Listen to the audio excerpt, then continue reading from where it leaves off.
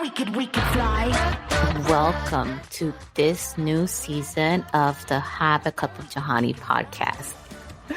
So I want to title this new season that I'm embarking on with I'm Growing. So this is going to be the season of growth. And that's what I'm going to share with you throughout the season. So I thank you for coming over here and sitting with me. And I hope you enjoy. Hello, everyone. So last Wednesday, we covered a heavy topic. So this Wednesday, I'm going to try to make it somewhat more lighthearted. This Wednesday, I am here to discuss with you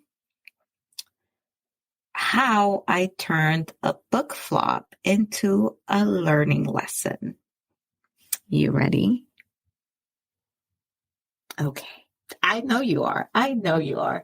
All right. This, folks, is kind of like the essence of this podcast. This podcast is kind of like a lesson learned for me where I share, however embarrassing, however cringy, lessons that I've experienced, but then that I have learned something from, and I have either changed my action to make it better, or I have taken that lesson and noted it down and are sharing it with you. But this has to do with my writing. And it is something that I have talked about, giving y'all little bits of snippets here and there, but haven't really told you all the full story.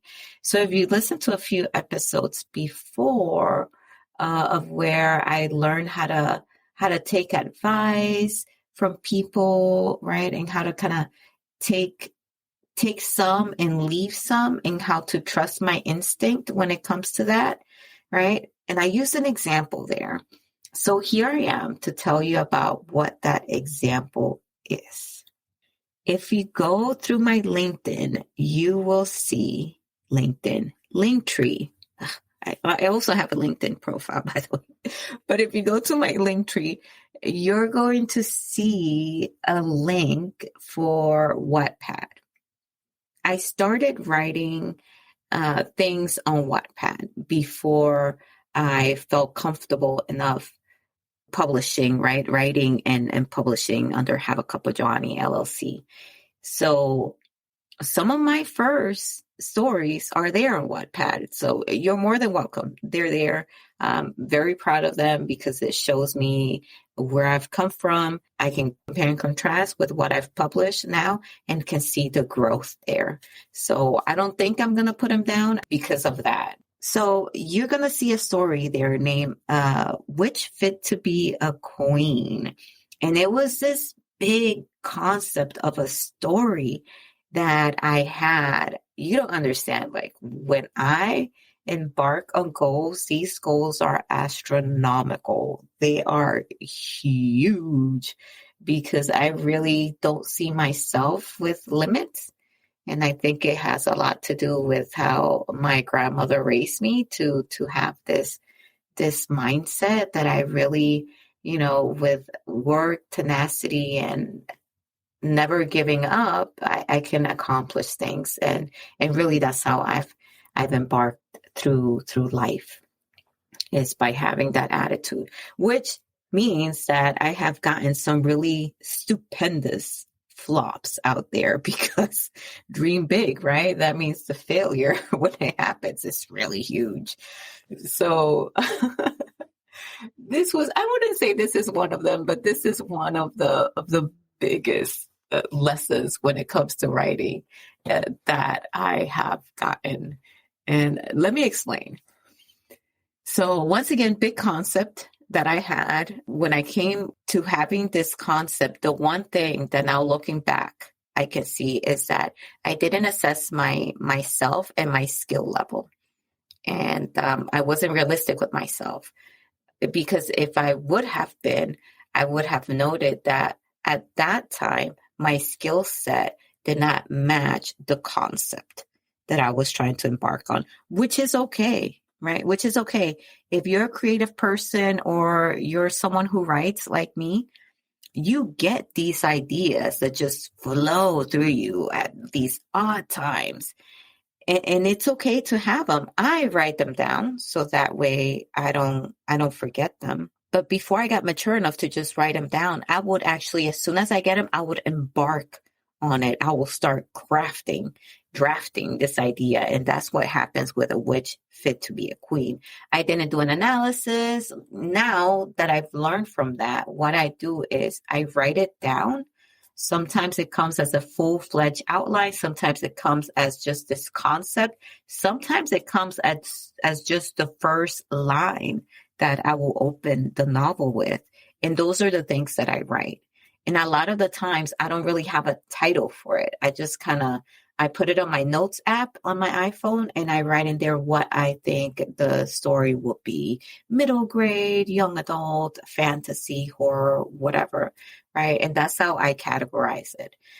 When it comes to a witch fit to be a queen, I had this concept of someone that literally transforms themselves into somebody else through magic and through science.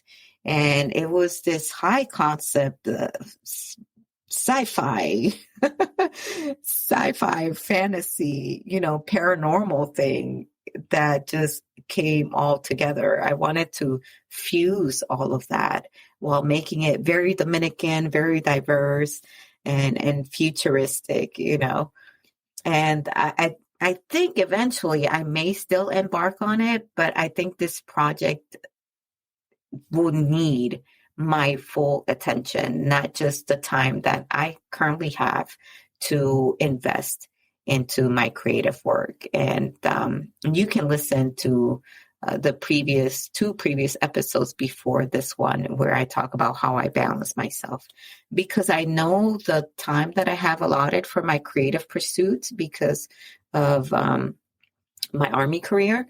That's how I know that this project right now is not open for me just yet. Perhaps when I'm about to retire or I'm already retired, I think I will have the time that I need to devote for this project, because this will require me to be really in the seat for a good part of the day, drafting it and really massaging the story so that way it can be what it needs to be. Nevertheless, if you want to see my first swag at it, go to Wattpad and find it there. But what happened with this story was that not only did I not have the skills at that time, but because of that, I think in a way I was not confident enough. Like, you know how your inner self kind of warns you of certain things? And then if you don't acknowledge that inner self, your body starts acting and actioning certain things that are coming from that inner self, but you don't know why you're doing certain things because you haven't taken the time to listen to your inner self. I think that's what was happening here. I kind of knew that my skills were not there. I still embarked on it because I kind of knew in the back of my head that I didn't have the skills. Therefore, I was not confident in what I was writing. And because I was not confident, whenever I got advice, I took all of it in, every single piece of advice. So imagine, right? Just imagine. You don't know how to live life, and people are giving you advice left and right, left and right, left and right. You ask for it because that's what I did, right? I asked for this advice. And as it comes in, you change. And then another one comes in, and then you change again. And then another one comes in, and then you change, and then you change, and then you change. What ends up happening is you become somebody that you don't recognize anymore because you have changed so much based on this advice. Now, take that and put it on a book, because that's essentially what happened here. I took in every single bit of advice, implemented it into this book, and then I got towards close to the end of the developmental process of the book, and I reread it, and I was like, what is this? This is not my book. this is not what I embarked on. This is not even, it doesn't even have a resemblance of me. And because that's the thing with me, right? When I create something, I want to be able to look at it and recognize it as coming from me. And that did not happen with this book. It was almost as if I had traced the outline of a picture and then say, yes, I created it from scratch. That's how it felt to me. And it was the biggest letdown that I had ever felt. It was so hard to make that decision. I'm telling you, it took me weeks because I was trying to Frankenstein the shit out of this draft of this manuscript. And at the end, I had to realize that I had changed it so much that it had lost my essence. I had lost who I was in that book, completely lost it. It was something else. It was not me, no longer. And the thing is that when I put my name on something, it has to be me, or else why am I putting it out there? I'm not ghostwriting for somebody else, so it has to be me. And this little Frankenstein project just turned out to be somebody else's monster, but it wasn't my monster. From that big flop of a book, and I call this a flop not because it didn't do well. If you look at Wattpad, it has a lot of reads in it. And even the Wattpad version, that's not the one that I Frankenstein it, right? But you can look at it and you can see how it started. The Frankenstein version began from what I took out of there and try to turn it into a full-fledged manuscript, right? If you look at the Wattpad version, you will see like the passion that I had at the beginning, because that's what you see here. Is just that is how that book started, with just this flair, this love that I had for this story. What I have on my drive is a story that turned out to be something completely different. We'll be right back. Are you ready to embark on a captivating journey of resilience and revelation? Get ready to immerse yourself in the extraordinary world of Isla Delgado, a 9-year-old girl who has experienced more than her fair share of trauma. Isla's life takes a dramatic turn when she's forced to live with her dad and his new wife for 6 months. Her anxiety intensifies as she becomes convinced that her stepmom is an evil witch. But Isla is determined to protect herself and expose her stepmom's true nature. As the gripping story unfolds, Isla discovers that things aren't always as they seem. Join her on a transformative journey of self-discovery, where she learns that even the most traumatic experiences can be triumphantly overcome with the power of love and understanding. People are saying, while the alarming trend of attempting to ban books continues in the United States, this book is a fantastic reminder of the power that books have. A child will read this story and feel seen, heard, and hopefully feel some peace. For children of the appropriate age, this book provides the opportunity for a wonderful exercise in empathy. The message of the story is truly something a lot of children out there, and even some adults, might need to hear. Mrs. Franchys Evil Ring and the 6 Months That Changed Everything is a heartwarming tale that explores the profound theme of family, trust, and the power of compassion.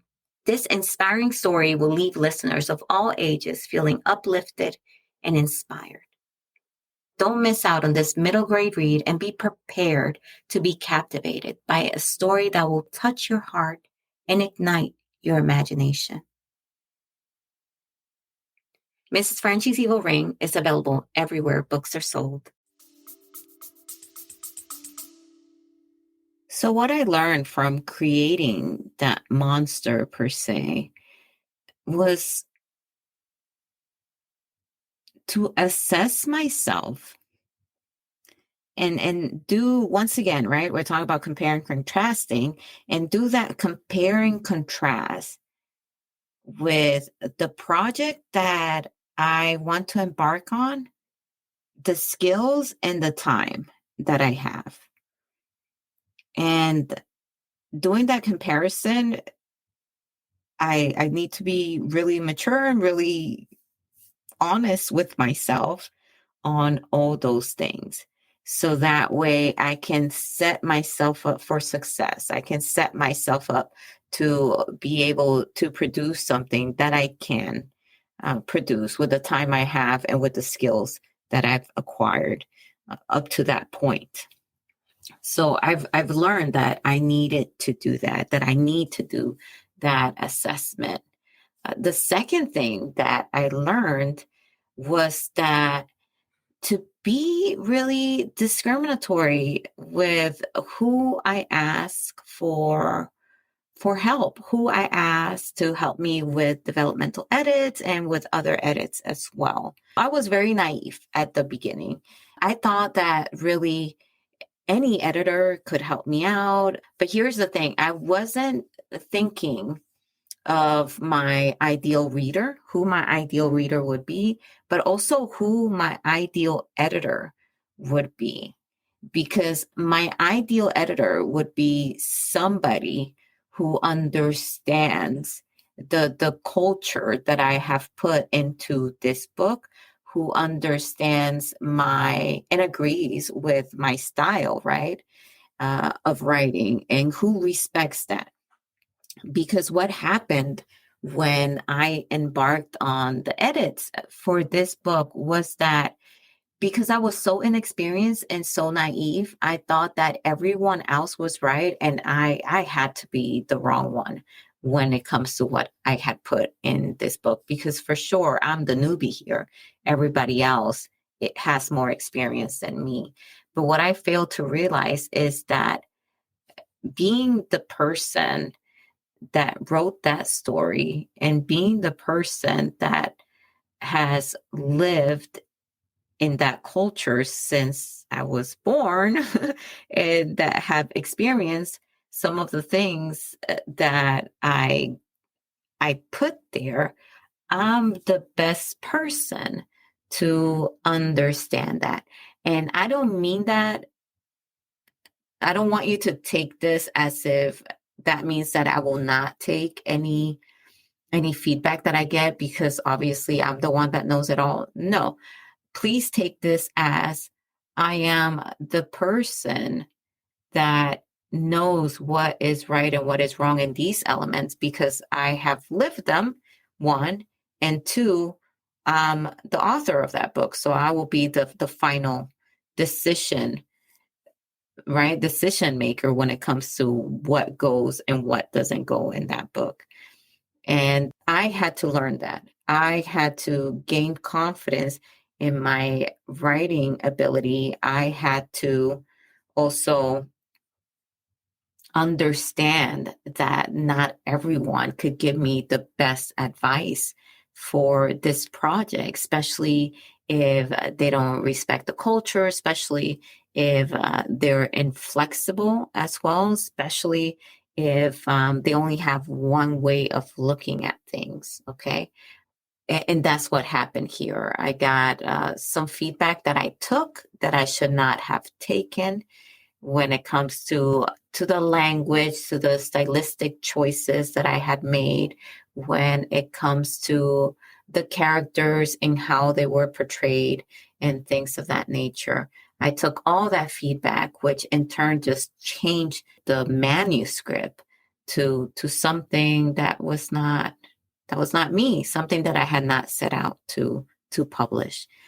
And just imagine, right? It almost felt like I was putting on a mask and writing this book for something else after I read it.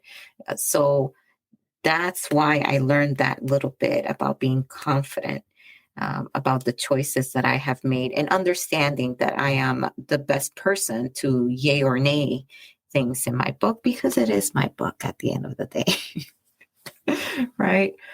So those were the two things that I had to learn. And when I embarked on Mrs. Franchys Evil Ring, I made like, I looked at myself in the mirror and I spoke these words to myself.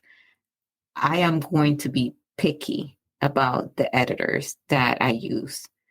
It's not just going to be anybody. So I remember having downtime from drafting Mrs. Franchys Evil Ring and going through and scouring the internet and going through different social media accounts to see if there were any Latina editors, if there were any Dominican editors and things of that nature.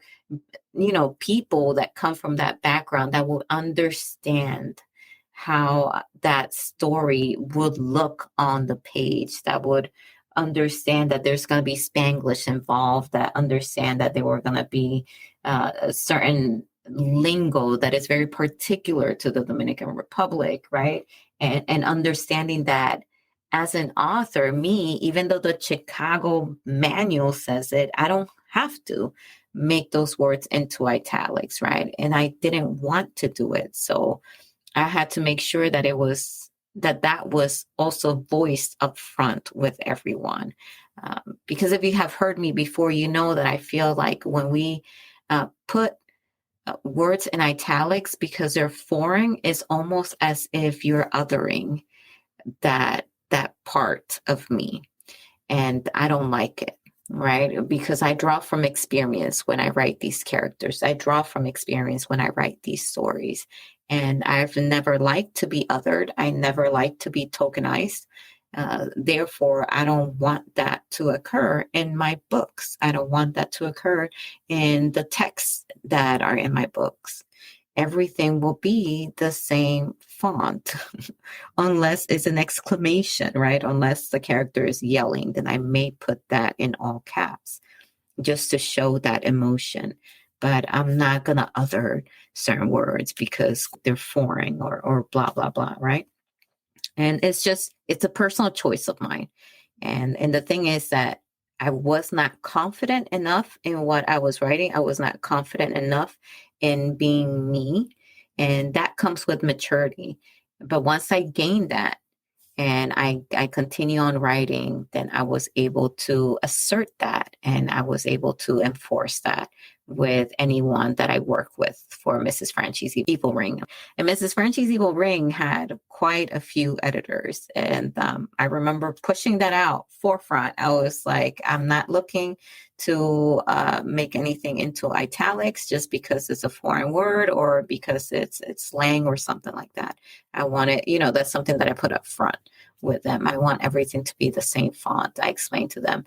And I told them to don't focus on the dialogue, to focus on the narrative portion and how I can make that better, and to focus on the storytelling aspect and how I can make that better. Because I noticed too with A Witch Fit to Be a Queen that the people that were providing feedback were really harping on the Dominican aspect of the story, on the family aspect of the story, not necessarily on the storytelling in general. And if I was meeting certain gates when it comes to the storytelling portion of it, I noticed that they were more focused on the culture in the book. And I didn't like that, especially since none of them come from that culture. I felt that they were ill-equipped to tell me how to represent the culture when I'm from that culture. And so I had to make sure that with subsequent books that I push that out first, so people understand, and so that way they don't waste their time really on that, because I'm not going to take that feedback. And that really worked out for me. But I think it worked out for me because I was very particular about the editors that I used in this book. And if you go in Mrs. Franchys Evil Ring, you're going to see the acknowledgments The people that I use are really, I think one is Portuguese or Brazilian, and then Dominican and Puerto Rican, and they're all come from kind of marginalized communities, and which means that they understand some of the things that I portray here in the book, and which means that they can really give me feedback when it comes to the storytelling in general, but also the story itself and how I'm portraying that. So that was a big lesson for me. And going forward, I will continue to do that. And from Mrs. Franchys Evil Ring, I was able to make a note and write down the people that I use. And so that way I can continue to be intentional when it comes to this, not just because I want to give back to the community as I'm writing more books, but also because I want my books to be representative of diversity, and that goes into producing them as well.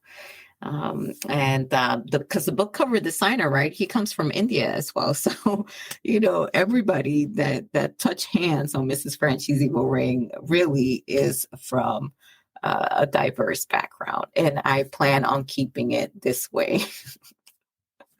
Yeah, so that's something that I learned, and I hope if you're out there and listening, and you also pursue creative journeys or creative projects, and you are from a marginalized background or a diverse background, that I hope you find your groove. I hope you find your community, and I hope you find that group of people, that team that can nourish your talent, because that was hard for me to find with the first one. And but now that I'm more intentional and more confident in my own skills, I'm able to assert that a little bit better. So I hope that with this chat, you're able to do the same if you find yourself in that predicament. Just know that you have a talent, you have a creative talent, and you are worthy of help that can nourish that talent and that can help you grow it. And the only way to do that is through practice and through finding a great team that helps you to grow and that gives to you as much as you give to them. So do that what you will. And I will see you on the next episode. Bye. Oh, we could fly.